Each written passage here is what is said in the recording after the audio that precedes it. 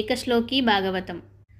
ఆదౌ దేవకీ దేవి గర్భజననం గోపీగృహే వర్ధనం మాయాపూతన జీవితాపహరణం గోవర్ధనోద్ధారణం కంసచ్ఛేదన కౌరవాదిహననం కుంతీసుతాపాలనం హేతద్భాగవతం పురాణకథితం శ్రీకృష్ణలీలామృతం. భావం: దేవకీదేవి గర్భంన జన్మించడం, గోకులంలోని యశోదాగృహంలో పెరగడం, మాయావి పూతనను సంహరించడం, గోవర్ధనగిరిని పైకి ఎత్తడం, తన మేనమామ అయిన కంసుడిని వధించడం, కౌరవాదులను సంహరించడంలో సహాయం చేయడం, కుంతీదేవి పుత్రులను రక్షించడం. ఇది సూక్ష్మంగా ఒకే ఒక్క శ్లోకంలో శ్రీకృష్ణలీలామృతమైన భాగవత గాథ. ఏకశ్లోకి భారతం.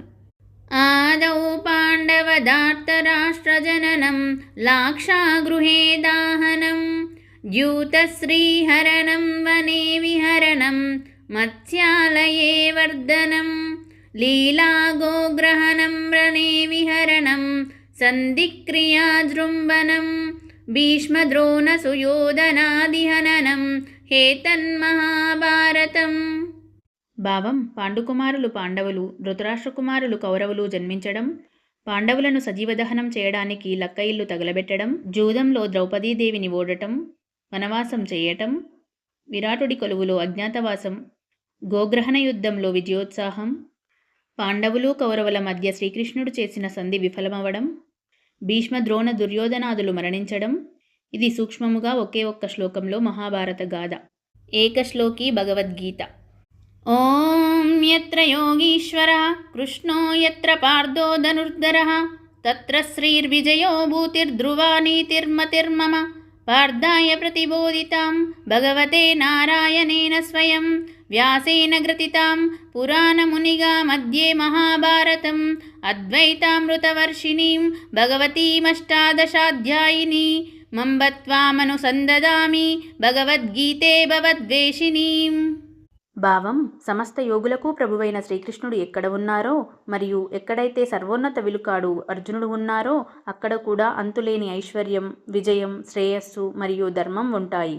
భగవంతుడైన నారాయణుని చేత స్వయముగా పార్థునికి బోధింపబడి పురాణముని వ్యాసుని చేత మహాభారత పద్యంలో కూర్చబడి అద్వైతమనే వర్షాన్ని కురిపిస్తూ 18 అధ్యాయాలతో కూడిన భగవతివి భగవద్గీతామాత, నిన్ను నేను నిత్యము అనుసంధానం చేస్తాను.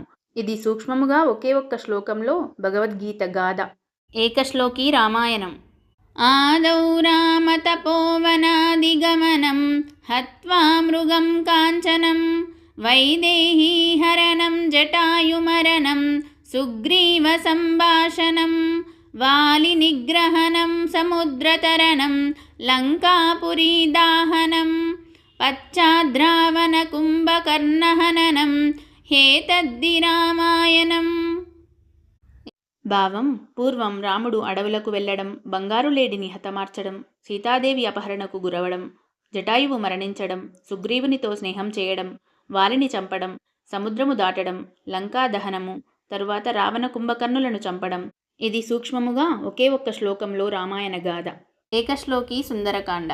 తీర్ధ్వాక్షారపయోనిధిం క్షణమతో గత్వా శ్రియః సన్నిధిం దత్వా రాఘవముద్రికామపశుచం కృత్వా ప్రవిశ్యాటవీం భజ్త్వా అనేకతరుం నిహత్య బహుళాం రక్షోగణాం తత్పురీం దగ్ధ్వా అదాయమనిరగుద్వహమగాద్వీరో హనుమాన్ కపిః. భావం: హనుమంతుడు సముద్రాన్ని దాటి సీతాదేవి సమీపంలోకి వెళ్ళి రాముడి ముద్రికను, ఉంగరాన్ని సీతమ్మకు ఇచ్చి సీతమ్మ బాధను తొలగించాడు. ఆ తర్వాత లంకలోని అనేక చెట్లను విరగ్గొట్టి రాక్షసులను చంపి ఆ లంకా నగరాన్ని కాల్చి రాముని వద్దకు సీతమ్మ ఇచ్చిన చూడామణితో చేరాడు వానరవీరుడైన హనుమంతుడు. ఇది సూక్ష్మముగా ఒకే ఒక్క శ్లోకంలో సుందరకాండ గాథ.